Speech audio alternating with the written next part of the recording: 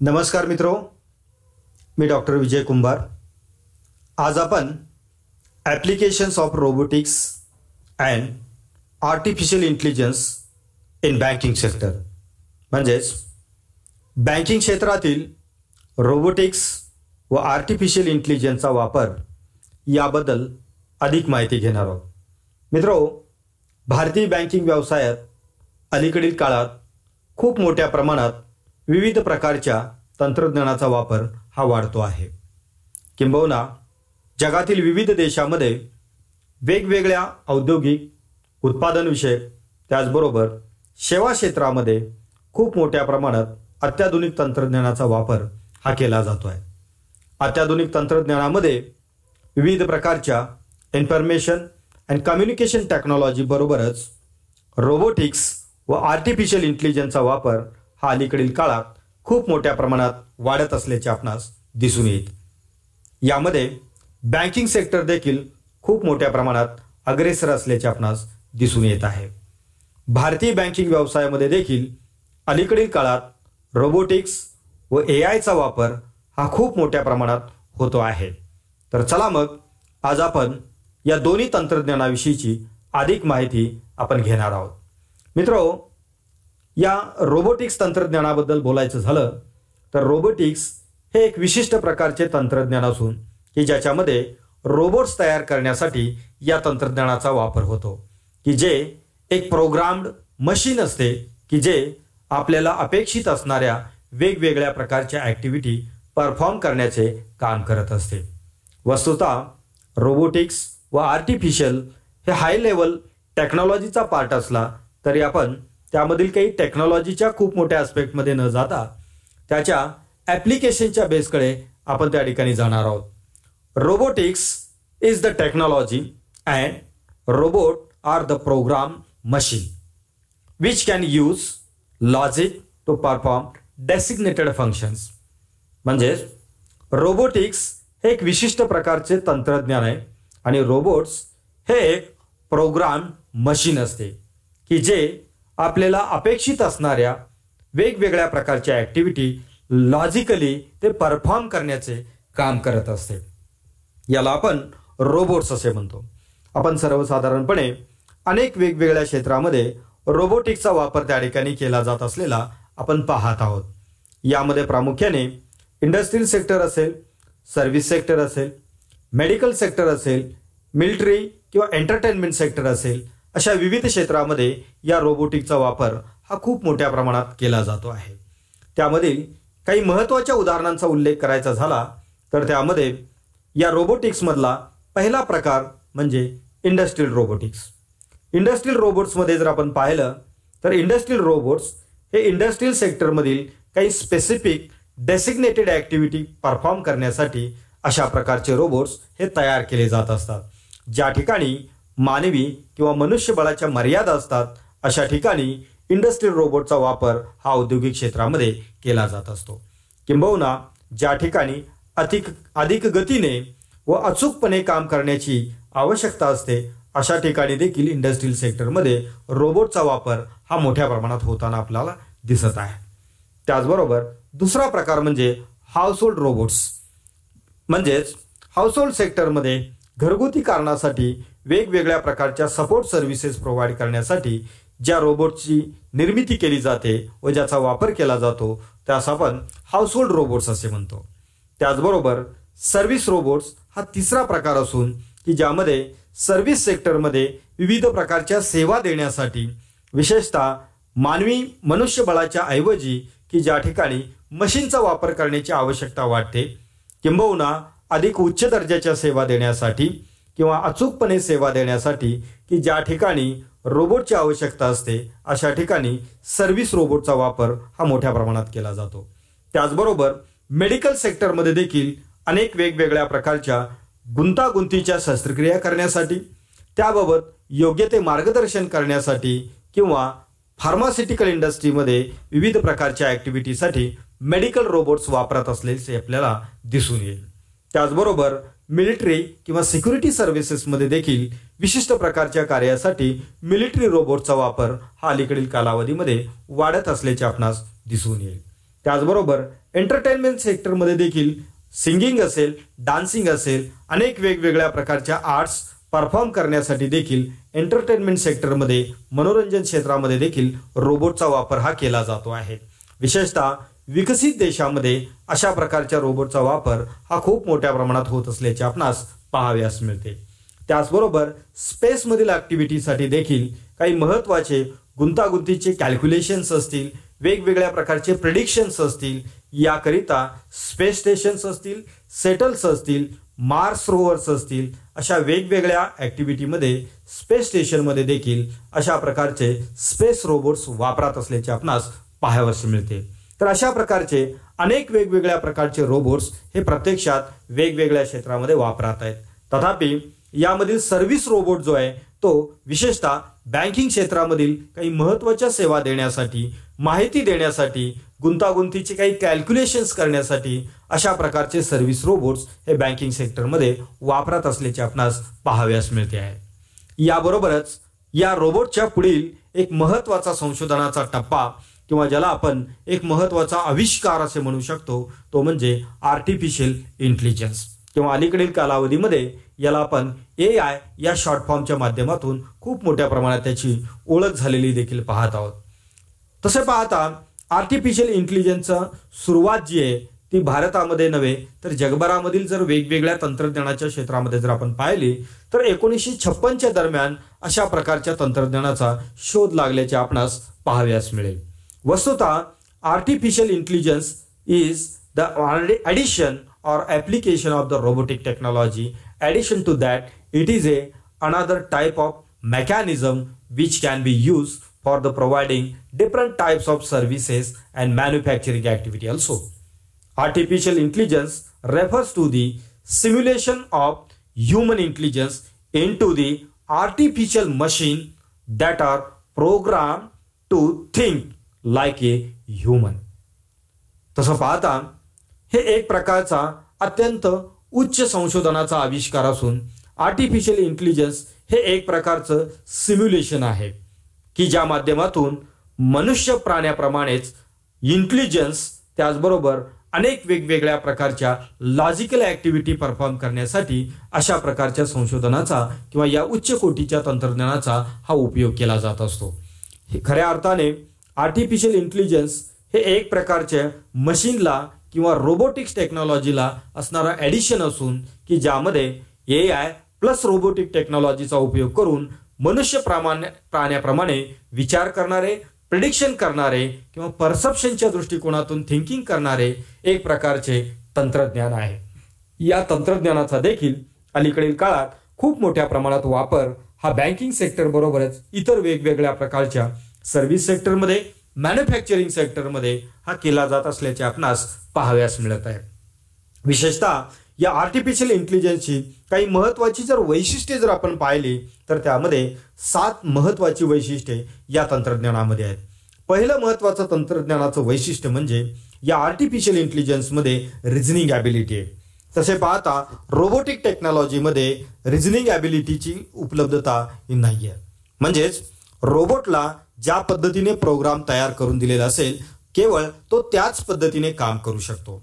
मात्र त्याला जर आर्टिफिशियल इंटेलिजन्सची जोड दिलेली असेल तर असा रोबोट हा त्या ठिकाणी तार्किक क्षमतेवरती लॉजिकल थिंकिंग करू शकतो आणि तशा प्रकारे डिसिजन घेऊ शकतो. त्याचबरोबर आर्टिफिशियल इंटेलिजन्समध्ये डिडक्टिव्ह अँड इंडक्टिव्ह लॉजिकची ॲबिलिटी त्या ठिकाणी असते. म्हणजेच या रोबोटला, आर्टिफिशियल इंटेलिजन्स असणाऱ्या रोबोटला किंवा या तंत्रज्ञानाला मिळणारे जे वेगवेगळ्या प्रकारचे फीडबॅक्स आहेत किंवा मिळणारे जे एक्सपिरियन्सेस आहेत त्याच्या बेसिसवरती, डिडक्टिव्ह टेक्नॉलॉजीच्या बेसिसवरती किंवा इंडक्टिव्ह तंत्राच्या बेसिसवरती तो डिसिजन घेण्यासाठी पुढे त्या ठिकाणी याचा उपयोग करू शकतो. म्हणजे अनेक वेगवेगळ्या प्रकारचे सिमिलर एक्सपिरियन्सेस घेतल्यानंतर त्या पद्धतीने घडणाऱ्या वेगवेगळ्या घटनांचं ॲनालिसिस करणं किंवा वेगवेगळ्या प्रकारचे डिसिमिलर परफॉर्मन्सेस किंवा तशा प्रकारचे वेगवेगळे एक्सपिरियन्सेस डिडक्ट करून एका पर्टिक्युलर कन्क्लुजन पर्यंत जाण्यासाठी आर्टिफिशियल इंटेलिजन्स हे एबल असल्याचे आपणास पाहावयास मिळेल. त्याचबरोबर आर्टिफिशियल इंटेलिजन्समध्ये एस्टिमेशनचं त्या ठिकाणी क्षमता असते. त्याचबरोबर एखाद्या गोष्टीचं गेस करण्याची गेसिंग कॅपॅसिटी देखील आर्टिफिशियल इंटेलिजन्समध्ये असते, की जी सर्वसाधारण रोबोटिकमध्ये अशा प्रकारची एस्टिमेशन व गेसिंग करण्याची कॅपॅबिलिटी ही फार मोठ्या प्रमाणात उपलब्ध नसते. कारण सर्वसाधारण रोबोटमध्ये केवळ त्याला दिलेल्या प्रोग्रामच्या अनुषंगाने तो ॲक्टिव्हिटी परफॉर्म करत असतो. मात्र की ज्या ठिकाणी आर्टिफिशियल इंटेलिजन्सची जोड असते अशा ठिकाणी तो स्वतःच्या ॲबिलिटीच्या बेसिसवरती एस्टिमेशन करू शकतो, काही गोष्टीचं गेसिंग देखील करू शकतो. त्याचबरोबर AI मध्ये आणखीन एक महत्त्वाचं वैशिष्ट्य आपल्यास पाहावयास मिळतं, ते म्हणजे पॉवर ऑफ अंडरस्टँडिंग, की जे सर्वसाधारण रोबोटमध्ये आपणास पाहावयास मिळत नाही. आर्टिफिशियल इंटेलिजन्समुळे त्या मशीनला किंवा त्या रोबोटला अंडरस्टँडिंग करणं किंवा एखादी घटना समजून घेणं, त्याचं ॲनालिसिस करणं व त्याचं परसेप्शन करण्याची कॅपॅसिटी असते. त्याचबरोबर आर्टिफिशियल इंटेलिजन्समध्ये की त्या ठिकाणी लर्निंग कॅपॅसिटी असते, म्हणजे एखादी नवीन गोष्ट की जी त्या ठिकाणी त्या मशीनला माहीत नाहीये ती समजून घेणं व त्याचं आकलन करून घेण्याची क्षमता देखील आर्टिफिशियल इंटेलिजन्समध्ये असते. त्याचबरोबर वेगवेगळ्या एक्सपिरियन्सेस, डेटाबेस व त्याचबरोबर उपलब्ध असणारे लॉजिकच्या बेसिसवरती एखाद्या प्रॉब्लेमसाठी पर्टिक्युलर सोल्युशन शोधण्याची त्या ठिकाणी क्षमता देखील या AI मध्ये असल्याचे आपणास पाहाव्यास मिळेल. त्याचबरोबर आर्टिफिशियल इंटेलिजन्समध्ये परसेप्शन ॲबिलिटी असते, की जे सर्वसाधारणपणे मनुष्य प्राण्यामध्ये किंवा ज्या प्राण्यांच्यामध्ये काही प्रमाणात मेंदूचा विकास हा अधिक प्रमाणात त्या ठिकाणी झालेला असतो, ज्यांच्याकडे अंडरस्टँडिंग असते, अशा प्राण्यामध्ये परसेप्शन ॲबिलिटी ही पाहाव्यास मिळते. तथापि यंत्रामध्ये किंवा मशीनमध्ये परसेप्शन ॲबिलिटी निर्माण करण्याचं काम या आर्टिफिशियल इंटेलिजन्सच्या माध्यमातून केलं जात असल्याचं आपणास पाहाव्यास मिळेल. म्हणजे आपण जर पाहिलं तर रोबोटिक टेक्नॉलॉजी असेल, आर्टिफिशियल इंटेलिजन्स असेल, हे उच्च पराकोटीचे तंत्रज्ञान असून त्याचा वापर अनेक वेगवेगळ्या प्रकारच्या उद्योगासाठी, व्यवसायासाठी हा केला जात आहे आणि या सर्व क्षमतांच्यामुळे याचा वापर अलीकडील कालावधीमध्ये बँकिंग सेक्टरमध्ये देखील होत असल्याचे आपणास पाहाव्यास मिळेल. आपण जर भारतातील नव्हे तर जगभरातील वेगवेगळ्या बँकिंग सेक्टरमधील या रोबोटिक्सचा व आर्टिफिशियल इंटेलिजन्सचा उपयोग हा जर आपण पाहिला तर त्यामधले काही महत्त्वाचे कोर एरिया या स्लाइडमध्ये आपल्याला त्या ठिकाणी दिसतील. यामधील पहिला महत्त्वाचा भाग म्हणजे प्रोसेस ऑटोमेशन. बँकिंग व फायनान्शियल सेक्टरमध्ये अनेक वेगवेगळ्या प्रकारच्या प्रोसेस ज्या मॅन्युअली त्या ठिकाणी केल्या जात असतात, अशा प्रोसेसचे ऑटोमेशन करण्यासाठी पहिल्या टप्प्यामध्ये आपण प्रत्यक्ष संगणकाचा वापर त्या ठिकाणी सुरू केलेला आहे. त्याचबरोबर अनेक वेगवेगळ्या प्रकारचे वेगवेगळ्या सिस्टमच्या बेसिसवरती काम करणारे सॉफ्टवेअर्स देखील आपण डिझाईन केलेले आहेत. परंतु या सॉफ्टवेअरला अनेक वेगवेगळ्या प्रकारच्या मर्यादा असतात. मात्र या प्रोसेस ऑटोमेशनसाठी जर आपण रोबोटिक्स आणि आर्टिफिशियल इंटेलिजन्सचा वापर केला तर या प्रोसेस अधिक ऑटोमाइज करण्यासाठी, अधिक स्पीड त्या ठिकाणी प्रोव्हाइड करण्यासाठी, इफिशियन्सी प्रोव्हाइड करण्यासाठी या तंत्रज्ञानाचा वापर हा बँकिंग सेक्टरमध्ये आपण करू शकतोय. त्याचबरोबर रोबोटिक्सचा वापर हा कस्टमर हेल्प डेस्कसाठी देखील अनेक बँका व वित्तीय संस्था करतायत, की ज्या ठिकाणी मनुष्य किंवा बँकिंग मित्र अशा प्रकारच्या पोस्ट त्या ठिकाणी अपॉइंट केल्या जात होत्या, की ज्या व्यक्ती किंवा ह्युमन रिसोर्स उपलब्ध त्या ठिकाणी ग्राहकांना असणाऱ्या वेगवेगळ्या प्रकारच्या शंकांचे समाधान करणं, त्यांना आवश्यक असणारी माहिती उपलब्ध करून देण्याचं काम या ग्राहक मित्र किंवा कस्टमर फ्रेंडच्या माध्यमातून केले जात होते. मात्र अशा ठिकाणी जर आपण रोबोट्स इन्स्टॉल केलेले असतील तर तो अचूकपणे व योग्य प्रकारची माहिती त्या ठिकाणी उपलब्ध करून देण्यामध्ये तो एबल असल्याचे आपणास पाहाव्यास मिळते. त्याचबरोबर बँकिंग सेक्टरमध्ये क्लिअरिंग अँड सेटलमेंट प्रोसेसेस या एक अत्यंत क्लिष्ट प्रोसेसेस असतात, की ज्यामध्ये अत्यंत अचूकता आवश्यक असते. कारण या क्लिअरिंग किंवा सेटलमेंट प्रोसेसमधली एक चूक कोट्यावधी रुपयाच्या व्यवहारामध्ये हे त्या ठिकाणी खूप मोठ्या प्रमाणात अफेक्ट करू शकते, की ज्यामध्ये अचूकता असणे अत्यंत आवश्यक असते. अशा ठिकाणी ह्युमन एररमध्ये काही वेळास खूप मोठ्या प्रमाणाचे आर्थिक घोटाळे किंवा वेगवेगळ्या प्रकारचे आर्थिक प्रॉब्लेम्स हे निर्माण होत असतात. तथापि अशा कार्यासाठी जर आपण रोबोटिक्स किंवा आर्टिफिशियल इंटेलिजन्स सारख्या तंत्रज्ञानाचा वापर केला तर बँकिंग सेक्टरमध्ये या क्लिअरिंग अँड सेटलमेंटच्या प्रोसेस अत्यंत फास्ट व इफिशियंट आणि अचूकपणे त्या ठिकाणी एरर फ्री होण्यासाठी मदत होत असते. त्याचबरोबर अलीकडील कालावधीमध्ये ई बँकिंगचा वापर हा खूप मोठ्या प्रमाणात होतो आहे, की ज्यामध्ये ATM असेल, credit card, debit card, mobile banking असेल, फंड ट्रान्सफर सिस्टम्स असतील, की यामध्ये अलीकडील कालावधीमध्ये खूप मोठ्या प्रमाणात फ्रॉड होत आहेत. अर्थात या फ्रॉडवरती मॉनिटरिंग करण्यासाठी, त्याचे डिटेक्शन करण्यासाठी अनेक वेगवेगळ्या प्रकारचे सॉफ्टवेअर इंजिनियर्स मॉनिटर करण्यासाठी काम करत असतात. परंतु या ठिकाणी केवळ मनुष्यांच्या ऐवजी जर रोबोट्स किंवा आर्टिफिशियल इंटेलिजन्सचा वापर जर आपण त्या ठिकाणी केला तर अशा प्रकारचे संभाव्य फ्रॉड्स हे डिटेक्ट करणं किंवा अर्ली स्टेजमध्ये ते डिटेक्ट करण्यासाठी या तंत्रज्ञानाचा उपयोग हा बँकिंग संस्था करत आहेत, की ज्यामुळे या सेक्टरमधील फ्रॉडचं प्रमाण कमी करण्यासाठी देखील याचा उपयोग हा होतो आहे. त्याचबरोबर बँकिंग सेक्टरमध्ये अनेक वेगवेगळ्या प्रकारचे अलर्ट्स त्या ठिकाणी मिळणे आवश्यक असते. फ्रॉड बाबतचे असतील किंवा फोर्थ कमिंग फ्रॉडच्या बाबतीमधले असतील, वेगवेगळ्या प्रकारचे संभाव्य धोके असतील की याबद्दल पूर्वसूचना देण्याकरिता या आर्टिफिशियल इंटेलिजन्सचा वापर होतो.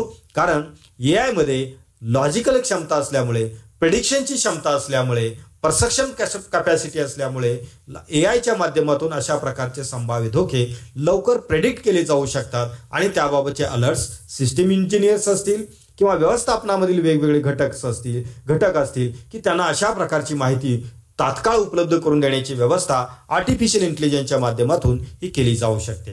त्याचबरोबर बँकिंग वित्तीय क्षेत्रामध्ये सगळ्यात महत्त्वाचा क्रिटिकल जॉब म्हणजे ट्रेझरी मॅनेजमेंट. बँकिंग संस्थेकडे असलेला अतिरिक्त निधी विविध प्रकारच्या रोख्यांच्या मध्ये योग्य पद्धतीने गुंतवणे, भविष्यकालीन धोक्यांचा अंदाज घेऊन त्याची गुंतवणूक करणे, योग्य प्रकारचा परतावा मिळण्याची शक्यता असणाऱ्या सिक्युरिटीमध्ये गुंतवणूक करणे हा एक प्रकारचा लॉटरी प्रमाणे असणारा खेळ असतो. कारण याच्यामध्ये संभाव्य धोक्यांचे प्रमाण जास्त असते, अनिश्चितता जास्त असते. अशा परिस्थितीमध्ये ही रिस्क मिनिमाइज करण्यासाठी व जास्तीत जास्त रिटर्न मिळवून देणाऱ्या सिक्युरिटीजमध्ये इन्व्हेस्टमेंट करण्यासाठी आर्टिफिशियल इंटेलिजन्सचा वापर हा खूप मोठ्या प्रमाणात अलीकडील कालावधीमध्ये शक्य झालेला आहे. त्याचबरोबर वेगवेगळ्या प्रकारच्या इलेक्ट्रॉनिक बँकिंग सर्व्हिसेसवरती मॉनिटरिंग करण्यासाठी सुद्धा या रोबोटचा व आर्टिफिशियल इंटेलिजन्सचा वापर करता येणे शक्य झालेला आहे. त्याचबरोबर बँकिंग सेक्टरमध्ये रिस्क अनालिसिस करणे व वेगवेगळ्या प्रकारच्या मॅनेजमेंट ॲक्टिव्हिटी असतील की याहीमध्ये आर्टिफिशियल इंटेलिजन्स व रोबोटिकचा वापर हा केला जातो आहे. त्याचबरोबर बँकिंग सेक्टरमधील डेटा सेंटर्स असतील, IT आणि कम्युनिकेशन सर्व्हिसेस असतील, डिझास्टर रिकव्हरी साइट्स असतील, सिस्टम त्या ठिकाणी उपलब्ध करून दिलेल्या वेगवेगळ्या प्रकारच्या तंत्रज्ञानाच्या आधारित सर्व्हिसेस असतील, याच्या सिक्युरिटीशी संदर्भात मॉनिटरिंग व ओव्हरलुकिंग सुपरविजन करण्यासाठी देखील या आर्टिफिशियल इंटेलिजन्सचा वापर, त्याचबरोबर रोबोटिकचा वापर त्या ठिकाणी करता येणे शक्य आहे. त्याचबरोबर बँकेतील किंवा वित्तीय संस्थेमधील वेगवेगळ्या एम्प्लॉईचे परफॉर्मन्स अनालिसिस करण्यासाठी, सुपरविजन व ऑब्झर्वेशन करण्यासाठी ह्युमन रिसोर्स मॅनेजरला खूप मोठ्या प्रमाणात मशक्कत करणे आवश्यक असते. तथापि अशा ठिकाणी रोबोटिक्स किंवा आर्टिफिशियल इंटेलिजन्स सारख्या तंत्रज्ञानाचा वापर केला तर हे कार्य अत्यंत सोयीस्करपणे कमी वेळेमध्ये व अधिक कार्यक्षमतेने करता येणे शक्य झालेलं आहे. तर मित्रो, अशा प्रकारे अनेक वेगवेगळ्या कार्यासाठी बँकिंग व वित्तीय क्षेत्रामध्ये या रोबोटिक्स व त्याचबरोबर आर्टिफिशियल इंटेलिजन्स तंत्रज्ञानाचा वापर हा केला जातो आहे. आज जर आपण पाहिलं तर अनेक वेगवेगळ्या प्रायव्हेट सेक्टरमधील बँका वेगवेगळ्या प्रकारचे जे सेफ डिपॉझिट लॉकरच्या सर्व्हिसेस असतील, कॅश डिलिव्हरी असेल, ATM सर्व्हिसेस असेल, पॉस मशीनच्या सर्व्हिसेस असतील, या वेगवेगळ्या प्रकारच्या सर्व्हिसेससाठी रोबोटिकचा वापर करतायत, आर्टिफिशियल इंटेलिजन्सचा वापर करतायत. वेगवेगळ्या ग्राहकांच्या वेगवेगळ्या भविष्यकालीन गरजांचा शोध घेण्यासाठी व त्याप्रमाणे प्रॉडक्ट डिझाईन करण्यासाठी देखील आर्टिफिशियल इंटेलिजन्स हे बँकिंग सेक्टरसाठी अत्यंत महत्त्वाचे ठरत आहेत. तर अशा अनेक वेगवेगळ्या उपयुक्तता असणारे रोबोटिक्स व आर्टिफिशियल इंटेलिजन्सचे तंत्रज्ञान भविष्य कालावधीमध्ये बँकिंग सेक्टरमध्ये खूप महत्त्वाचे बदल घडवून आणेल अशा प्रकारची अपेक्षा सध्या त्या ठिकाणी वाटत आहे. तर मित्रहो, की या पद्धतीने आपण रोबोटिक्स व आर्टिफिशियल इंटेलिजन्सचे बँकिंग सेक्टरमधील भविष्यकालीन महत्त्व हे आपण समजून घेणे आवश्यक आहे. तर मित्रहो, की यावरून आपणास या दोन वेगवेगळ्या तंत्रज्ञानाचे परंतु एकमेकाशी संबंधित संलग्नित असणाऱ्या तंत्रज्ञानाची माहिती या विवेचनावरून आपणास मिळालेली असेल. धन्यवाद.